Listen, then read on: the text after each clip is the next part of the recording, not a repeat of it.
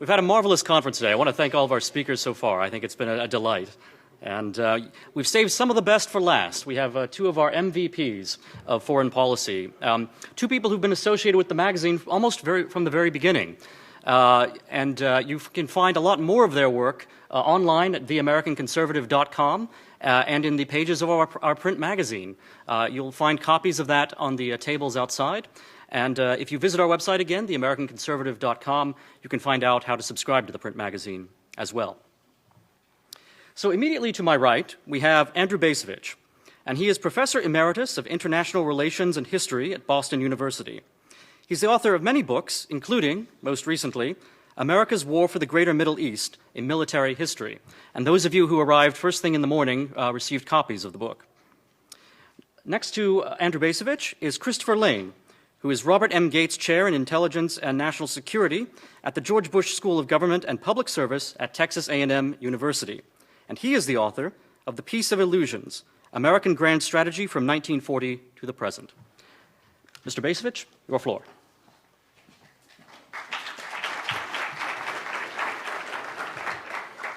Well, thanks very much. If I could just offer a very quick footnote to Senator Webb's presentation, and that would be, I agree with him. And he would be a hell of a Secretary of Defense. So I'm going to talk a little bit about America First. America First, as I think you probably know, has emerged as at least a perspective theme of Donald Trump's approach to foreign policy. The phrase itself, as you also, I think, know, came into common usage in our country during the run-up to U.S. intervention in the European War and was discredited by the events of December 1941, and really since has come to be seen as a synonym for America turning its back on the world or sticking its head in the sand. So now Donald Trump has revised the phrase, and in doing so has imparted to it, I think, a legitimacy that it hasn't had for the past 70 years or so. Well, in revived form, what does the phrase mean? Three things, I think. First, that U.S. policies should redound to the benefit of the United States in ways that are concrete and immediate, not hypothetical. Second, that advancing the well-being of the American people should take precedence over less tangible goals, such as advancing democracy abroad, defending human rights around the world, or guaranteeing the security of allies who either can afford to defend themselves or who behave in ways that are contrary to U.S. interests. Now, the predicate in that very long sentence was take precedence.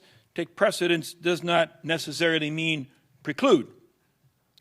Third, the third meaning, I think, of this phrase, that we should take seriously the stated purpose of our union, which is, quoting the preamble, to secure the blessings of liberty for ourselves and our posterity, for those who will come after us.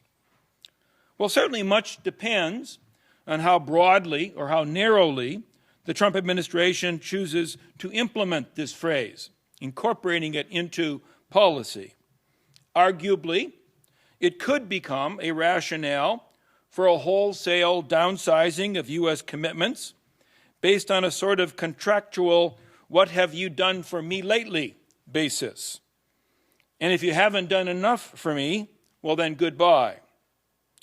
Alternatively, however, it could become a rationale for shedding obligations that are no longer necessary or useful, for avoiding needless fights, and for paying greater attention to neglected priorities. I don't pretend for a second to know where the Trump administration will come down on this spectrum between true isolation and engagement based on an enlightened understanding of self-interest. Certainly, we need to compare what Mr. Trump says once he is in office with what he said as a candidate. And we must wait to see, rather excited to see, who he will recruit to serve on his team. my own sense is that we should temper our expectations. And my guess is that the drain the swamp rhetoric will fade in rather short order, with vested interests in this city preserving their hold on power. The swamp resists draining. But the moment requires more of us conservatives than simply wait and see. The rejection of establishment politics, which played such a large role in enabling Trump to first win the Republican nomination, and then to defeat Hillary Clinton, the rejection of establishment politics really creates a moment of unusual opportunity. It is an opportunity, I believe, to pose first-order questions about U.S. foreign policy, the sort of questions that have for too long been ignored or suppressed. And concerned citizens, people like us, should seize that opportunity. They should do so not out of any expectation of influencing the actions of the Trump administration, but with an eye toward prying open the debate over our role in the world. Since the end of the Cold War, I believe there has been no debate. Rather, successive administrations of both parties have subscribed to a common program of militarized globalism, summed up in phrases such as unipolar moment, indispensable nation, sole superpower, benign global hegemony, and end of history. This perspective has derived from a wildly misguided reading of recent world history and from an even more wildly flawed misunderstanding of why this republic exists. Acting on this perspective has caused much mischief, nowhere more so than in the greater Middle East, where the United States finds itself mired in multiple wars that are both needless and unwinnable. I'm struck by the fact that we have become a nation that now accepts war as a normal condition. Our policymakers don't even bother to talk about bringing wars to an end, nor do our military leaders talk about winning the wars in which we are engaged.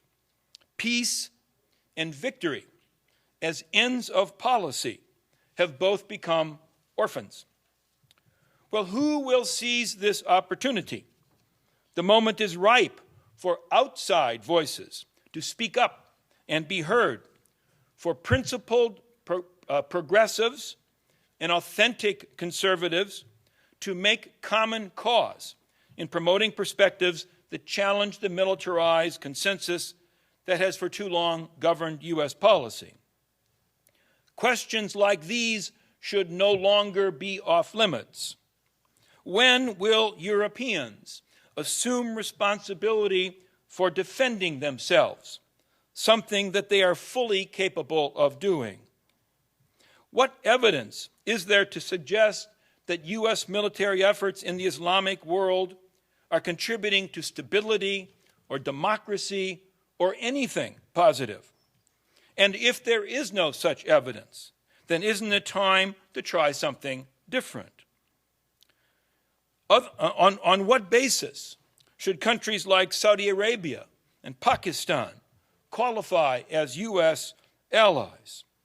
What will it take for U.S. policymakers to acknowledge that U.S. and Israeli security interests have diverged and are continuing to diverge even further? And why doesn't the greatest military in the world actually win? What's the problem? Leadership, organization, doctrine, or a fundamental misunderstanding of war itself? Of course, the establishment doesn't want to touch questions such as these with a 10-foot pole. But the electorate that handed the White House to Donald Trump just might be. So the moment is ripe for mounting a challenge to all the comfortable bromides that have for too long created obstacles to seriously debating the trajectory of U.S. foreign policy. And that's an opportunity that we dare not waste. Thank you very much.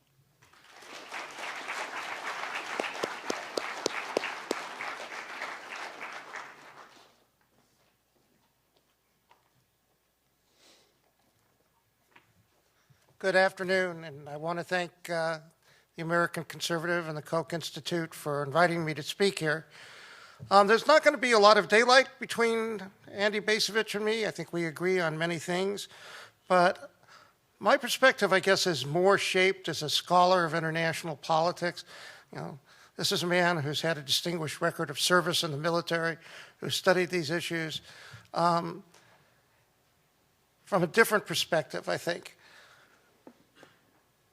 I would start by saying that change is coming to American grand strategy, whether we like it or not. And I don't think that's a new perspective. I think actually there are not a lot of us, but there are some of us in the security studies field, scholars, who've been making this point for some time.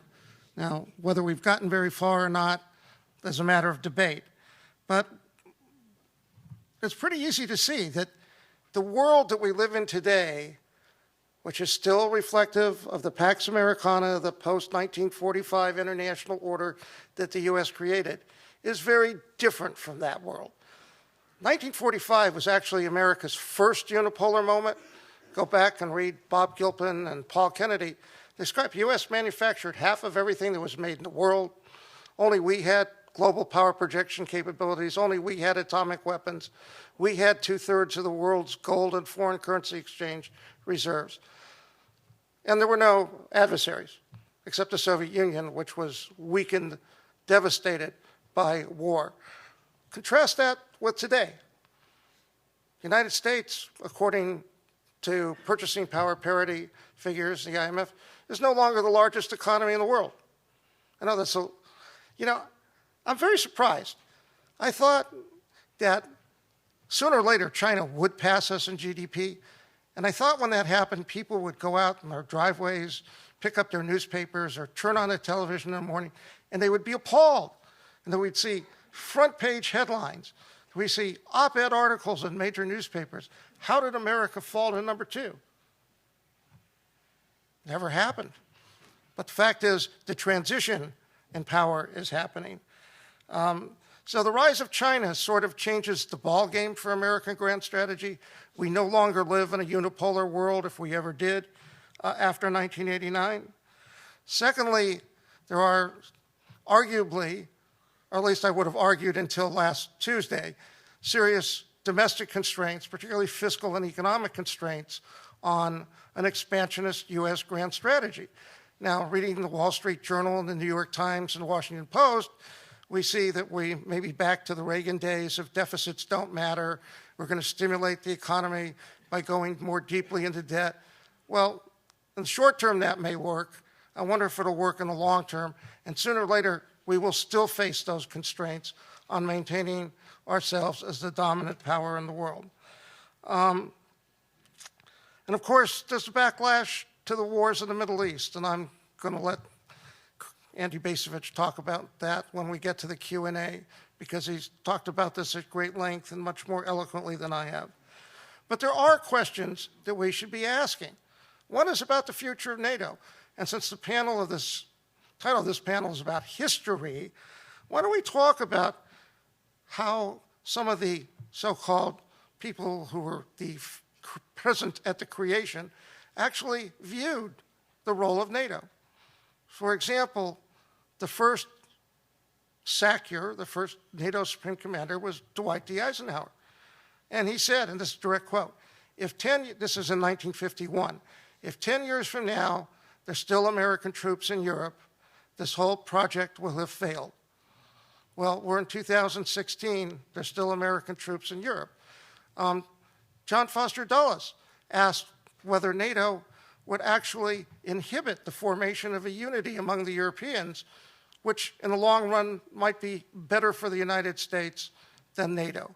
George Kennan talked about NATO's role in lessening the burdens, the security burdens that the United States bore during the bipolar era. None of these things have happened. In fact, I read the Financial Times yesterday and I didn't know whether to laugh or cry. So why is it that the great quotes in the newspapers are always anonymous? But a European diplomat, quote unquote, said, if the U.S. withdraws from Europe under Trump, we'll have to provide for our own security. Wow, as Jerry Seinfeld would have said, and so what's wrong with that? I think we agree, we can argue over whether there's a role for Atlanticism in some form in American foreign policy. But I don't think we can argue that NATO expansion, particularly to the Baltic states, was a huge strategic mistake. Now, I wrote a piece in the National Interest last week. If you understand what extended deterrence means, it means using the American nuclear umbrella to protect our allies, not to defend ourselves, but to defend our allies. You realize that these alliances that we enter into actually are potential transmission belts for war. Baltic states cannot be defended conventionally. Nobody doubts that. In fact, if you remember during the summer when the Warsaw Summit was held, NATO Summit was held to talk about what to do for the Baltics, there were lots of stories in the Financial Times, the New York Times, about the Baltics can't be defended conventionally. So what's protecting them? Well, one is that the Russians haven't done anything yet, but two, if they do, it will be the US threat to use nuclear weapons, and you know what that's going to lead to in all probability. The other thing I think of the history teaches us, we should go back to the beginnings of, well, not even the beginnings of the Cold War. We should go back to the 1945 to 47 period when World War II ended, but the Cold War really hadn't started yet. And there actually was a debate in American foreign policy circles about how to approach the Soviet Union. There's a debate about whether to allow the Soviets a sphere of influence in East Central Europe, a place that historically had been an area where the Russians had interest, parts of which had been parts of the Russian Empire for hundreds of years. But that view didn't win out. What Daniel Yergin in his great book, The Shattered Peace, calls this universalist liberal idea that we had to push democracy and open door economics into East Central Europe prohibited the United States from recognizing the Soviet Union's security interest in a region in which it had, not just Soviet Union, but Russia had historic interest. And by the way, had been invaded twice from the West, from Germany in 1914 and 1941.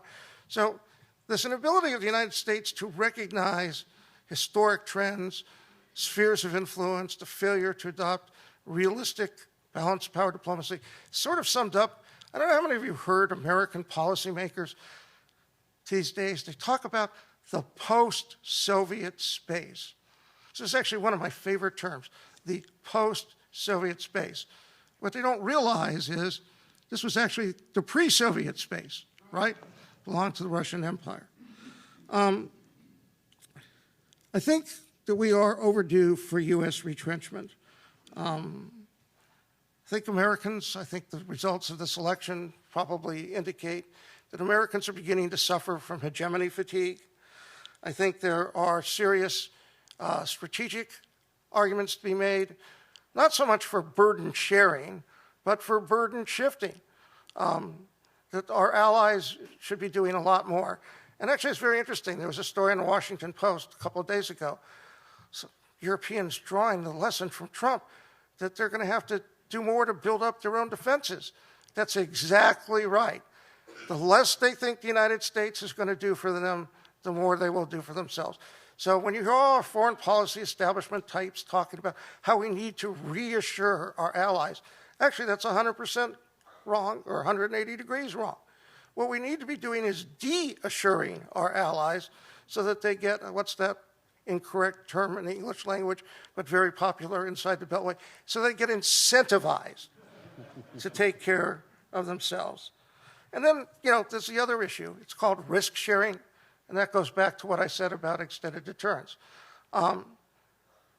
During the early 1980s, the period of the deployment of intermediate-range nuclear weapons by the United States and NATO, the Washington Post Public Agenda did a survey that found that 82% of Americans thought that America's policy was to use nuclear weapons first only in a response to a direct attack on the American homeland. And I'll bet if you did a similar survey today, pretty much the same percentage of people would give that answer. That is not American policy.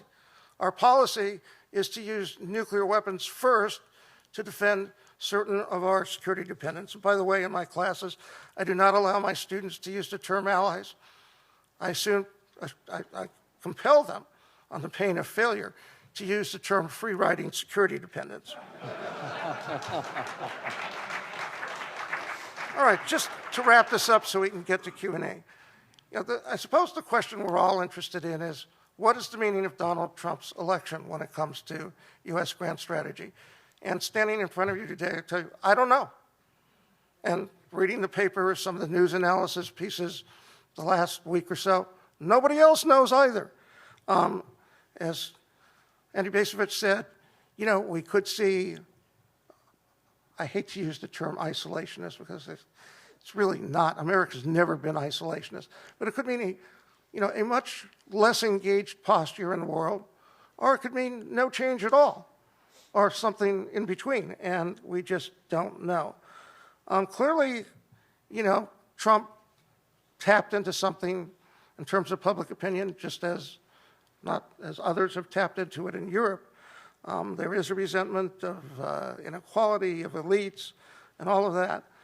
But in this country, we can talk about resenting elites all we want, but when it comes to making American foreign policy, there still is an American foreign policy elite, and it's very powerful. And yeah, why has there been no debate? Actually, Michael Mandelbaum, an author with whom I seldom agree on anything, but in his book, The Frugal Superpower, he actually tells you why there's no debate in the foreign policy establishment. See, debate basically goes from here to there, or like from the 45-yard line to the 45-yard line. And why does it stop there?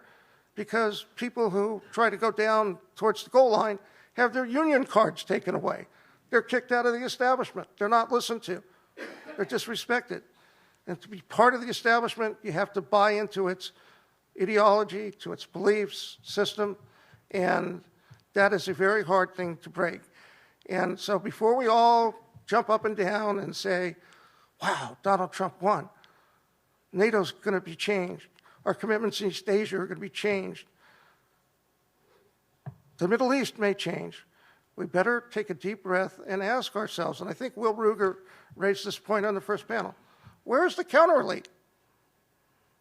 Where is a Trumpian counter-elite that not only can take the senior positions in the cabinet like Defense Secretary and Secretary of State, but be the assistant secretaries, the deputy assistant secretaries, the NSC staffers.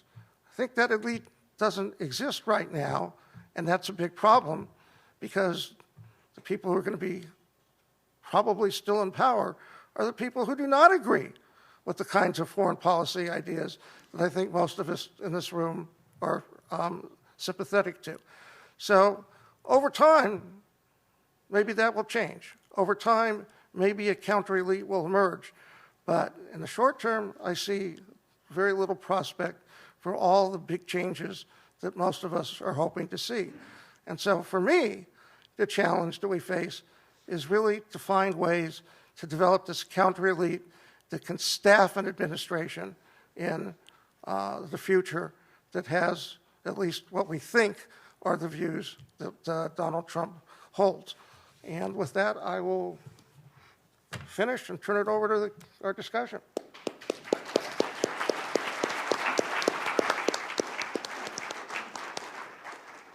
Well, thank you very much, gentlemen. And we're going to start taking questions from the audience in just a minute or so.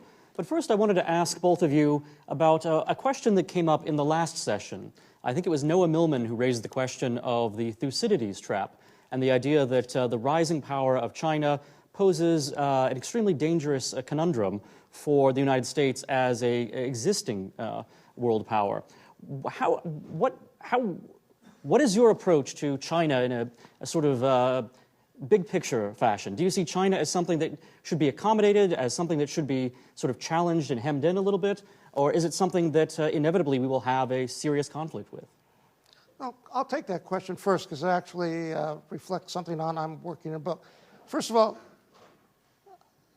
I just reject the notion of this term Thucydides' trap, because historically, this is what's called a power transition. And we've seen a lot of power transitions, and power transitions cause problems. They cause war. It's not a trap, that's just the way the international system works. Dominant power begins to slide, rising challenger starts to catch up, and although IR theorists can't exactly explain why or when in the process, at some point, trouble happens.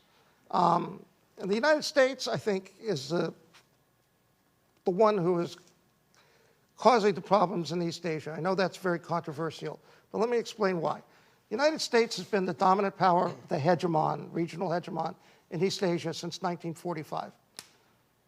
China has risen tremendously and dramatically. And like all rising great powers, including the United States, and it's really very interesting how China's great power emergence parallels that of the US in the late 19th and early 20th centuries. Rising great powers want to dominate their regions.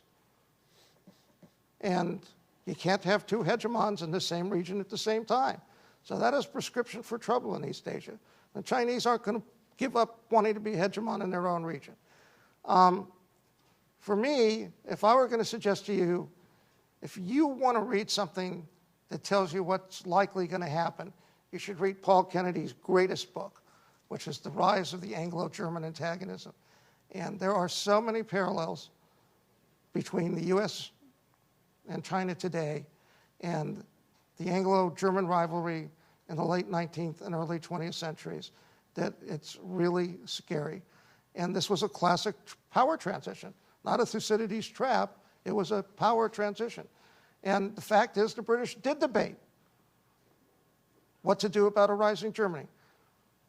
Sir Eric Crowe wrote this very famous memorandum in 1907 and said, oh, rising Germany, they're too powerful, they're a threat, they can't be trusted, we can't conciliate them, we can't accommodate them. And his boss, the permanent Secretary of State for Foreign Affairs, Lord Thomas Anderson, wrote a counter memo and said, look, you know, this is what rising powers do. And if we don't find a way to accommodate them, we are going to end up in a war, which is exactly what happened 7 years later. The difficulty I have with answering this question is that I'm uncertain as to China's aspirations. I mean, what is it that they want? What is it that they seek? Does China even know what it wants? I mean, is there agreement between the Chinese political leadership and China's military leadership? I'm not a China expert, but my general sense is that there's a considerable amount of uncertainty in that regard. So while it is evident that China has become a great power, wishes to be accorded the respect of a great power, how is that going to manifest itself in concrete terms? There was a time when we viewed China through the lens of ideology, a universalist ideology. And we believed then that China's revolutionary aspirations may have been virtually universal. Doesn't seem to me that's the China that exists today. If there is a great power that is motivated, at least to some degree, by universalist ideological ambitions, it's us. So my guess is that China's ambitions are better to be understood in geopolitical terms, in strategic terms. That doesn't make the problem go away, although arguably it makes the problem somewhat more manageable. I have to say I very much subscribe to what Senator Webb said, that it does seem to me that on balance, the Asia-Pacific is the one part of the world where today a U.S. military presence does have a stabilizing impact, and therefore ought to be retained. Now, exactly what that presence looks like and how big it is and and what sort of behaviors can ensure that our actions facilitate stability as opposed to instability, there's a lot of room for discussion there. But the key point is, in my judgment, that's the one place where I would view quite skeptically arguments for lowering our profile. In contrast, for example, to Europe, where I very much believe that it's time for the Europeans to get off the gravy train and manage their own affairs, and in contrast to the Islamic world, where a very large-scale U.S. military presence has produced myriad unintended and almost entirely negative consequences. Okay, let's open this up and start taking some questions from the audience. We have one right here. Can you speak up a little bit, because I have a little problem hearing? Gareth Porter, independent investigative journalist covering U.S. national security policy.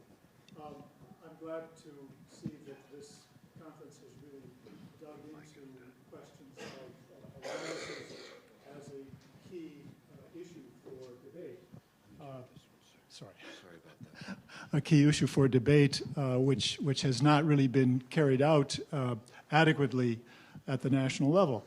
And it seems to me there are three distinct categories of issues related to U.S. alliances. There's NATO, of course, which has been discussed. This panel or this pair of speakers has really dealt with the issue of U.S. alliances in the Far East and the implications of that. And then there's the U.S. alliances in the Middle East. And I'd like to zero in on that aspect of the alliance set of issues, specifically to ask the question, is it time for the United States to end its alliances and its base structures, or structure of bases in the Middle East, as not just an invitation to war, but an invitation to be sucked into the kinds of conflicts that cannot be in the American interest? Well, I sure think so. I mean, I guess that's kind of the bottom line of the book that some of you were given as a door prize for attending this event. In my judgment, U.S. military efforts going back to the promulgation of the Carter Doctrine, whether intended to foster stability, promote democracy, spread human rights, or do whatever other good things, that those efforts have been almost, maybe not entirely, but almost entirely counterproductive. And that the notion that a U.S. military presence or further U.S. military efforts is going to produce a different result seems to me there is no evidence to sustain that expectation. And therefore, it really, really, really would be an exceedingly healthy thing in our politics. I don't think we're going to get this from the Trump administration, for us to candidly acknowledge that our military efforts in that part of the world have failed irrevocably. And then only by making that point can we then address the question, well then, what next? What's the alternative? I believe that the burden of responsibility for the restoration of stability in the region has to fall on the powers that live there. That at the end of the day, some semblance of stability will be restored when the Iraqis and the Iranians and the Saudis and the Turks and the Egyptians, etc., conclude that it's in their mutual interest to end this mess, and that it's their responsibility.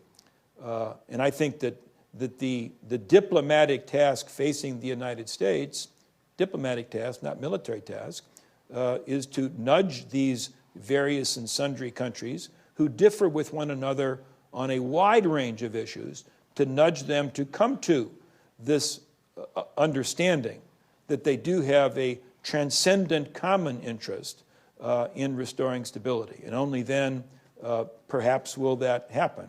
But at the end of the day, it ain't our problem. Now, the reason we thought it was our problem goes back to the moment in time when we, the American people, had reached the conclusion that our way of life was dependent upon having access to Persian Gulf oil. I don't believe that explains the persistence of our military endeavors in the region, but I think as a start point, that was the trigger. That's what brought us into the region. And therefore, it's certainly past time for us to consider the implications of the reality that our way of life is not dependent on oil from the Persian Gulf. Our way of life can be sustained by relying on oil and natural gas available here in the Western Hemisphere. So if indeed oil and natural gas does constitute a strategic, a first-order national security objective, then we would do much better, I think, in defending Canada and Venezuela than in trying to defend Iraq and Saudi Arabia. I'd say it just a little bit differently. Y'all's way of life depends on our fracking in Texas. I just want to say one point, fundamentally in agreement with Andy, is that American diplomacy to bring about this nudge will never work as long as these countries think that the United States is going to assume military responsibility. Yeah, for emphatically yes. Yes. Resolving the region's problems. And secondly, I worry a little bit about President-elect Trump when he says he's going to bomb the hell out of ISIS. So how do you bomb the hell out of an idea? So it fundamentally misunderstands, I think, why America has problems in the Middle East. I think the problem is caused by the fact we are seen in the region as outsiders, as the successors to the British and French colonial empires. We've established our own colonial empire. We're resented for a lot of reasons. Being there doesn't make it easier for us. It attracts enmity. And as long as people have an ideology that motivates them against the United States and the West, how do you kill that unless you can kill all of them, which I don't think we're prepared to do? How do you deal with that problem? And finally, I just want to say, I know this will make me unpopular. You know, not everything about President Obama was bad. I agree with Ross Douthat. President Obama understood offshore balancing, and at least he kept us from getting sucked further into war in Syria. Amen. Let's have the next question, please. Barbara Bowie Whitman, retired Foreign Service officer and former trade negotiator. What I'd like to talk about comes back to the area of Asia and China, the concept behind setting up an agreement among 12 countries, 6 of whom already had agreements with each other and 6 of whom do not, was that by doing so, we would have a policy initiative on how trade should be conducted and negotiated in that part of the world and get the jump on China. Mr. Trump and the defeated candidate of last week both came to the point that they followed public opinion and said that the agreement was no good. And 99% of those who write anything about it these days are saying that it's dead, it's finished. But it may have been a valid concept, and what do you think we can do unless it actually gets revived because somebody begins to understand it, or instead of if people still go on their rhetoric and say it was a bad idea? Well, I can't comment on the specifics of the agreement, which runs 16,000 pages long or something like that, and I certainly haven't read it. But it seems to me that the core issue here has to do with the concept of globalization and the expectation that opening up the world to trade, investment, the movement of ideas and peoples is a good thing. Not only a good thing, but in essence, inevitable. And my sense is that this has been one of the core dogmas that has informed U.S. policy, regardless of party, going back to the end of the Cold War. And the assumption has been, I think, not necessarily articulated, is that there's nothing that the United States can do about this other than to embrace it. And this election, and there's always been some number of people who were uncomfortable with that notion that we have to bow to globalization. And it appears that one of the things that this election has done is to say that those people now constitute such a large part of our population that they have the ability to determine the outcome of a presidential election. And therefore, it's going to be very interesting to see. Again, I don't know what's going to happen, but it's going to be very interesting to see whether or not the protest of the deplorables, the people who feel that they have been left behind and damaged and abandoned by the process of globalization, they obviously have been heard, but it's going to be very interesting to see what kind of response they're going to get from those who make policy. I'm not an economist, so I'm not really able to say, yes, there is an alternative to globalization, or that there's a way of muting globalization, or there's a better way of making globalization work on behalf of Americans who have been hurt by the changes of the past 30 years. But clearly there is a very loud demand on the part of many of our fellow citizens that some alternative to globalization, to this open world, this fast world, that some alternative be seriously explored. Right, and it's not just in the United States, right? Europe, there's a strong backlash to globalization as well. And globalization is a policy choice. It's not some inevitable force of nature. But see, it has been presented that is correct. As and that's, well, because the elites who have an interest in globalization want to present it that way. And as long, who is the American foreign policy elite?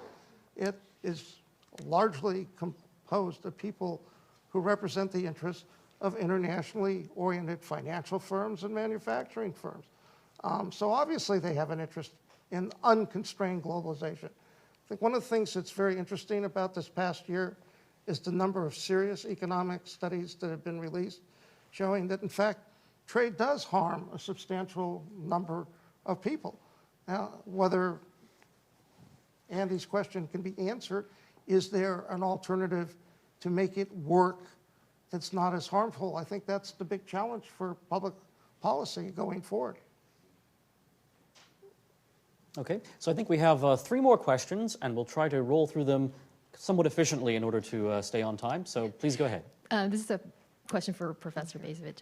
So a lot of people here have spoken about the lack of coherent foreign policy and a coherent strategy. And the fellow in the Russian panel was talking about how it sometimes shifts from administration to administration or depending on the personalities of the leaders that are involved. So I'm wondering what are the mechanics of establishing a coherent policy? I mean, do you just get a group of people to sit down at a table, and who would they be? Someone said that we haven't had a coherent one since before the fall of the Soviet Union, and why was it that it stuck back then, and then we just have this shifting policy all the time now?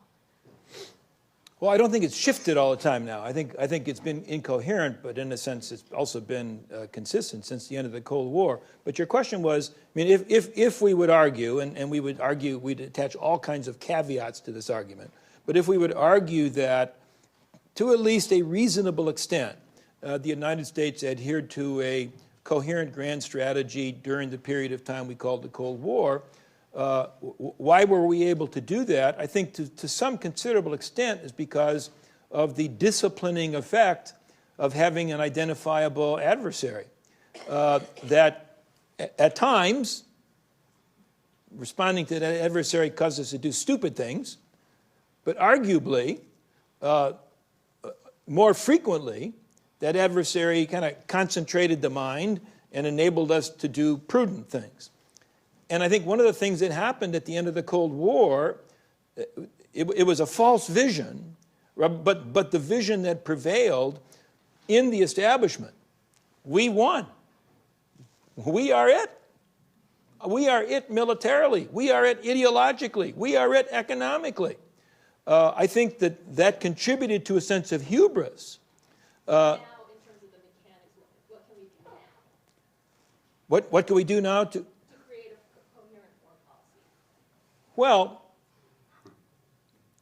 this was implicit in my little teeny remarks, but I'll spell it out for you more explicitly. I believe that we are in a moment when it is both plausible and imperative to form a foreign policy coalition that includes principled progressives and authentic conservatives. People on the far left, if you want to call it far, and people on the far right, if you want to call it far, who together have opposed for years this militarized interventionism that has become as such a theme. So we need to foster that coalition. We need to foster a recognition in both of those camps that there is a common ground to which they can move. How do you do that? Well, I think it's time, and I got a couple of friends of mine who are, this is never going to happen, so you can sort of ignore it. But we believe that the time is ripe to forge something called a coalition for a new foreign policy. And we believe, if you don't mind me saying this out loud, we believe that in order to dramatically kick off this idea of a left-right coalition, we want to see the American Conservative magazine and Contrita Vanden Heuvel's Nation magazine publish a joint combined issue, oversized, first-class contributors, arguing, laying out the substance of what that partnership could look like, with the hope and expectation that is a strong anti-establishment statement that brings together people on the left and on the right, that this could then begin to generate a certain amount of two things. First, begin to generate some intellectual activity, further recognition of the potential of such a partnership. And second, can begin to provide some amount of cover for people on the Hill who up until now have not seen any alternative to the establishment approach and are imprisoned, I think, by the partisan aspect of our politics, where if a Democrat says it, then a Republican has to say, no, that's wrong. So again, this is a very tiny idea, but it is, I think, a specific and practical initiative that, were it to come to pass, actually could mark a first step toward beginning to have at least a discussion of what a coherent grand strategy would look like.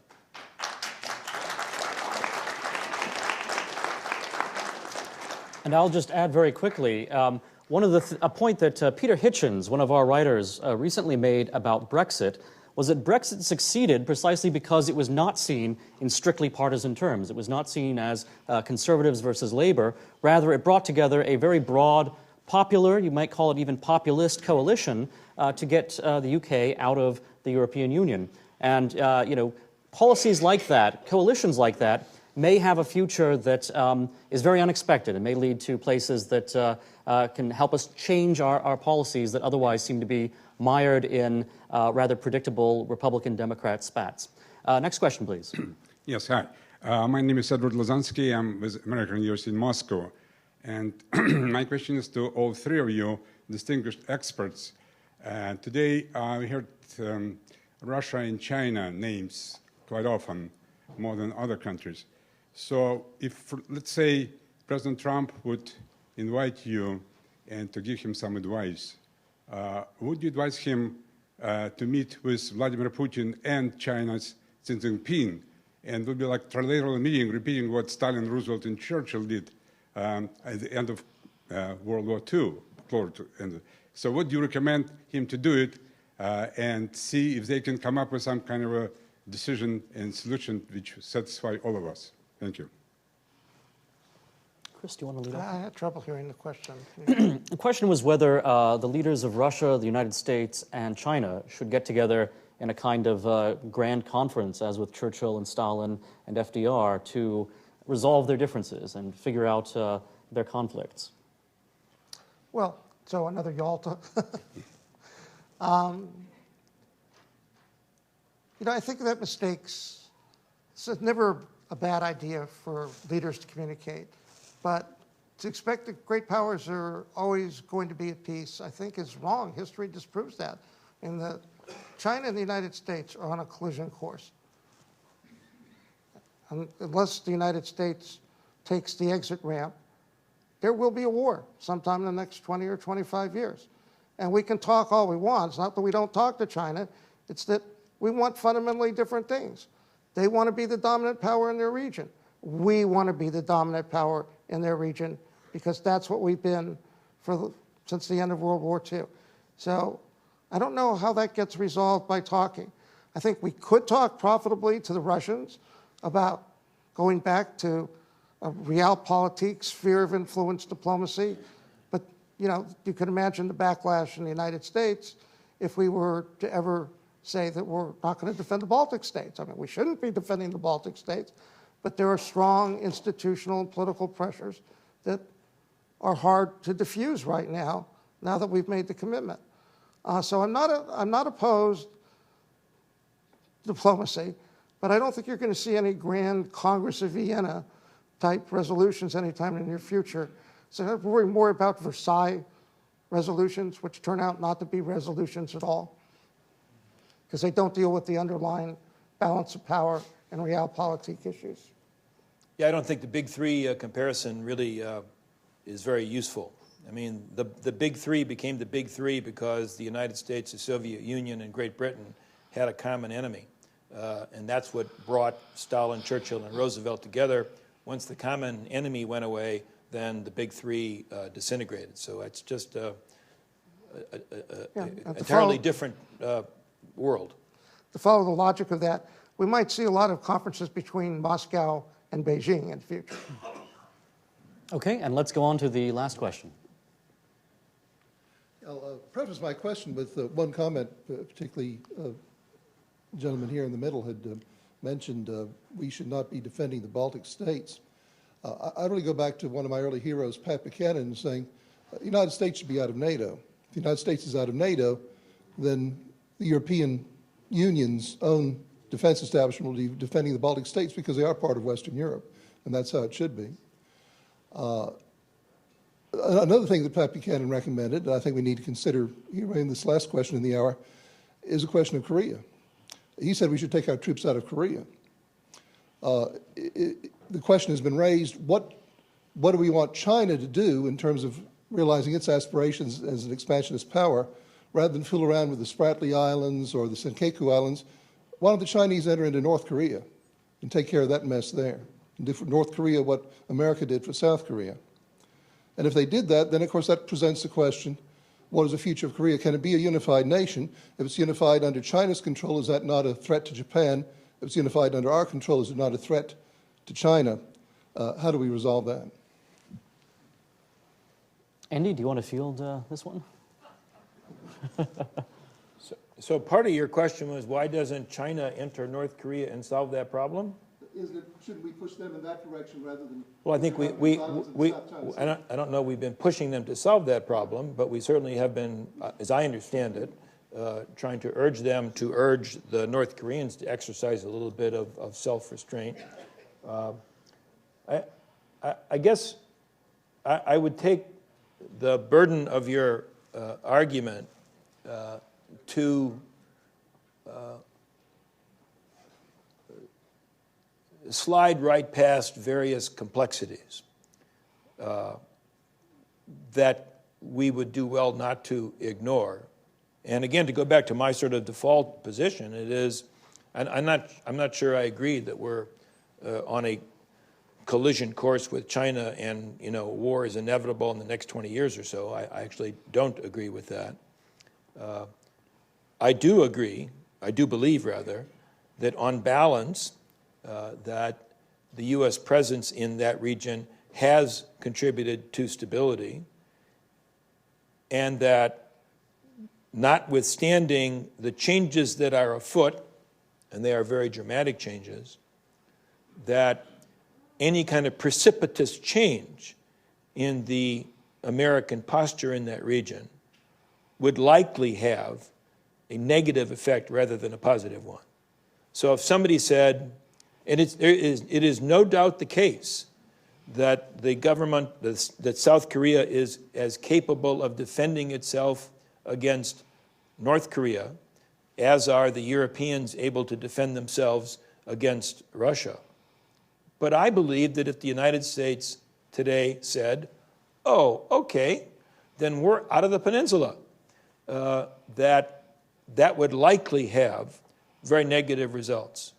So again, from my point of view, maintaining the status quo in the Asia-Pacific region with regard to the U.S. presence and posture is probably the least risky approach, even though I then argue vociferously that changing the U.S. posture in Europe and changing the U.S. posture in the greater Middle East are both very much, are long overdue.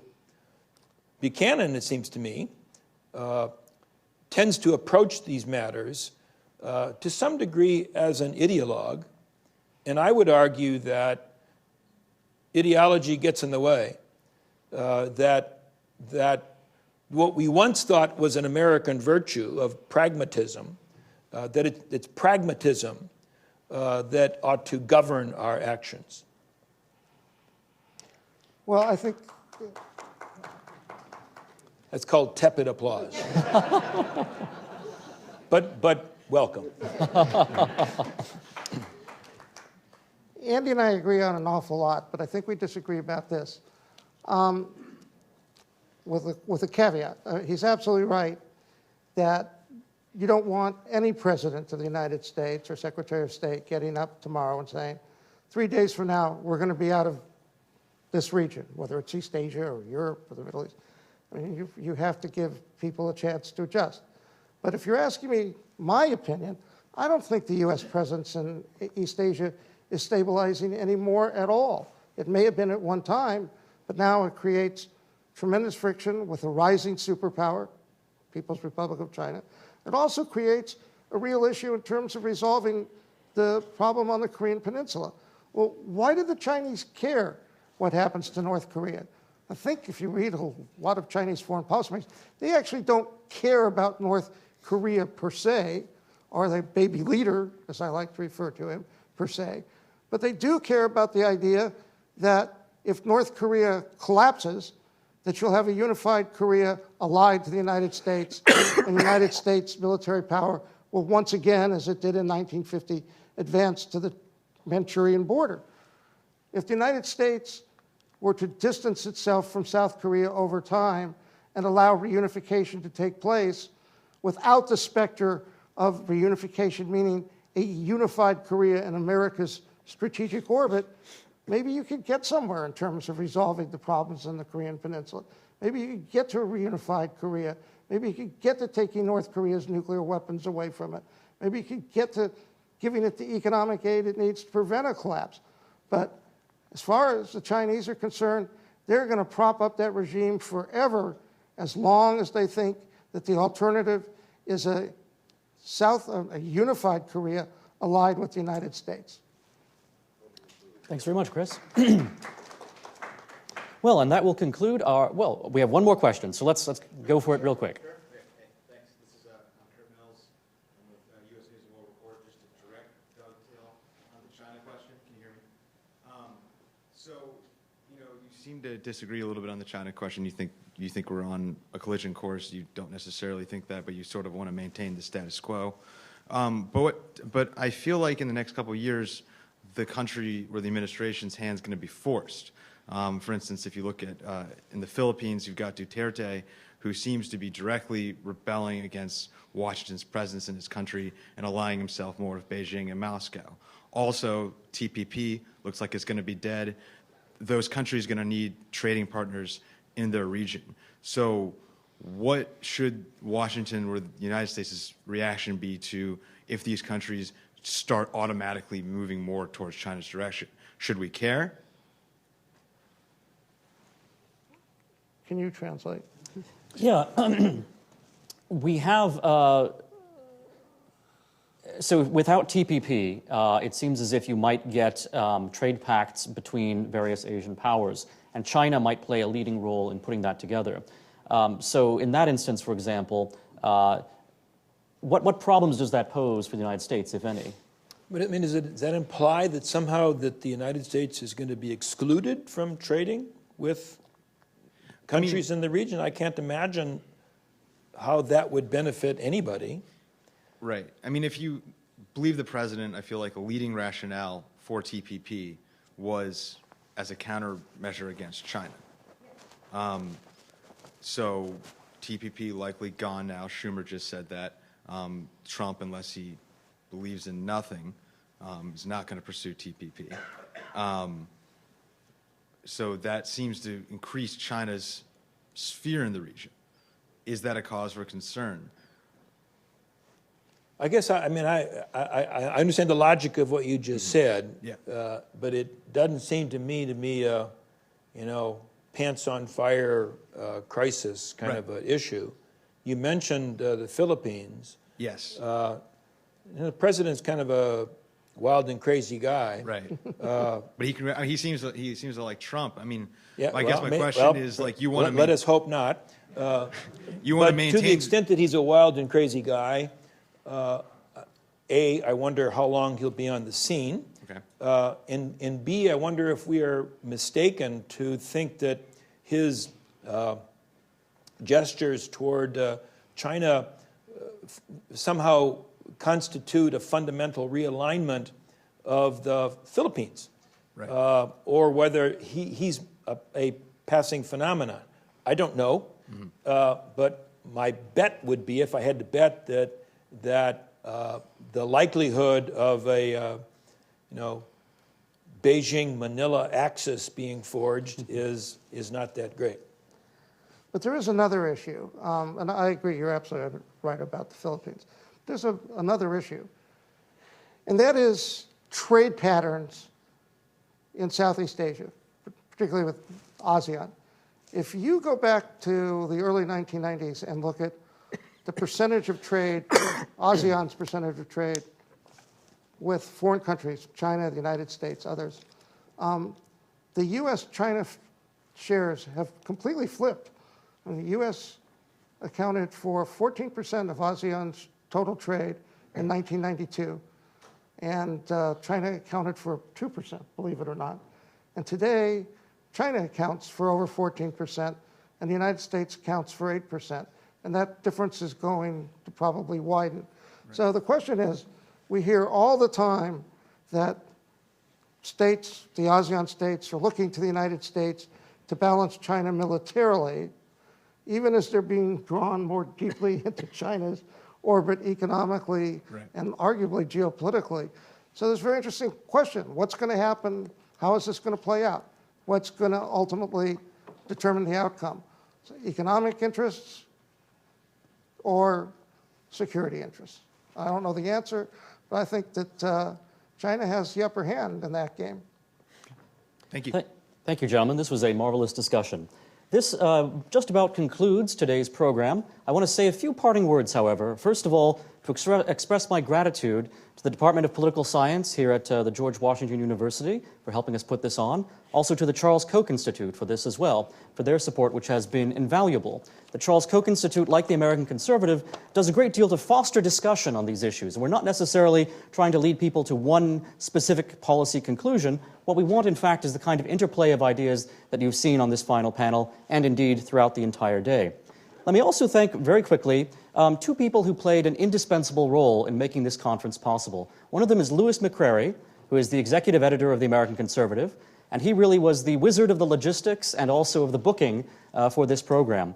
The other would be Tim Marcatos, who is an editorial fellow at the American Conservative, and Tim is a technical guru. He's someone who is extraordinarily devoted to detail and who really made sure that everything went smoothly with this conference. Most of all, of course, I want to thank all of you for attending.